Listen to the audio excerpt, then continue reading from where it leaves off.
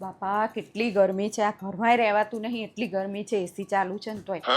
અને અત્યારે એક તો લગ્નની સિઝન, લગ્ન લગ્ન લગ્ન. કાલે અહીંયા વરઘોડો નીકળ્યો હતો ને, તો હું જોવા ગઈ હતી. મને તો એમ થતું હતું કે આ વરરાજા છે ને ચક્કર ખાઈને મીઠા ના પડે ને તો સારું. એક તો વરઘોડામાં છે ને ખરા બપોરે 2 વાગે વરઘોડો કાઢ્યો હતો. અને વરરાજો તો બિચારો છે ને પરસેવે રેપ જે પતો પેલું શેરવાની બીરવાની પાઘડીને સાફોન બધું પહેર્યું હતું. અને એમાં છે ને વરની માં તો આગળ એવી નાચતી હતી, એવી નાચતી હતી ને મને તો ઘડી કેમ થયું કે આ છે ને વહુના હાથનું પાણી પીવા રહેતો સારું. 2 વાર તો ચક્કર આવી ગયા, પાવું પડ્યું પાણી, એવી નાચતી હતી. પણ એટલે પણ હોય બધોય હરખ હોય, પણ આ ગરમી તો જુઓ. થોડીક ઠંડક થાય પછી પણ છે ને બધાને એવું છે મુહૂર્ત નહીં કરી અને આવી ગરમીમાંય લગ્ન રાખે.